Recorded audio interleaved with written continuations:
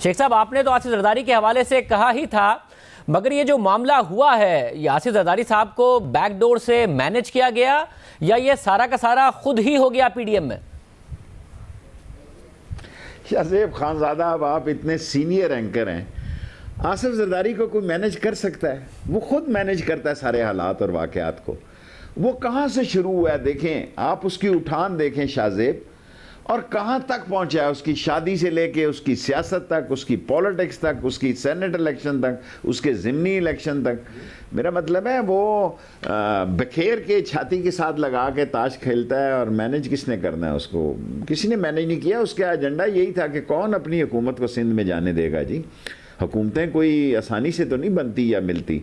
Election जो लड़ते हैं उनसे पूछें कि इलेक्शन लड़ना ठीक है कि पार्टियों की क़यादत का बड़ी शफकत होती है, लेकिन कैंडिडेट को ख़ुद भी बड़ी मेहनत करनी पड़ती है। इतने हालात में उसको कौन मैनेज कर सकता है? तो शेख साहब, अगर मैनेज नहीं किया गया है तो अभी दूसरी जमातों ने ये एक ऑप्शन दे दिया है पीपल्स पार्टी को कि आप सिर्फ कौमी असेंबली से मुस्ताफ़ी हो जाएं, उसके बाद लॉन्ग मार्च करते हैं, सिंध असेंबली में अपनी हुकूमत रखें। तो फिर यानी कि खतरा मौजूद है आपके ख्याल में?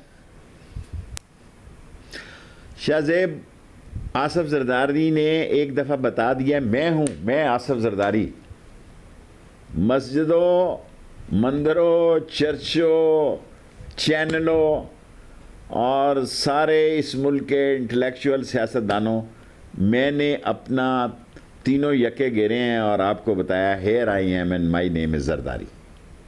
कोई माने या ना माने, और सब बता तो दिया, मगर जरदारी साहब ये भी तो नहीं अफोर्ड कर सकते कि वो पीडीएम से अलग हों। उन्होंने माजी में देखा बलूचिस्तान की हुकूमत गिरा के संजरानी साहब को 2018 में चेयरमैन सेनेट बना के कि मुश्किल वक्त उन पर भी आया। फिर तो पीडीएम से बिल्कुल अलग हो जाएंगे तो क्या उनका फ़ायदा होगा या पीपल्स पार्टी का फ़ायदा होगा, जो पीपल्स पार्टी की बतौर अपोजिशन रेपुटेशन बनेगी?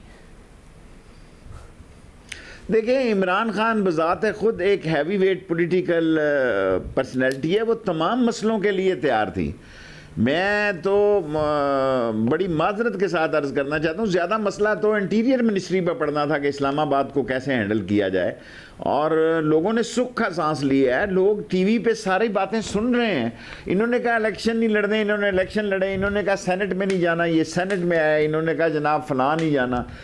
सारे काम इन्होंने किए, और आप देखते हैं कि अगर ये आते भी, ज़ाहिर है शायद ये आए ईद के बाद, क्योंकि अब तो उन्होंने वापस ले लिया, रमज़ान है और फजल रहमान के लोगों ने तरावियाँ भी पढ़ानी हैं और ख़ुद भी पढ़नी है।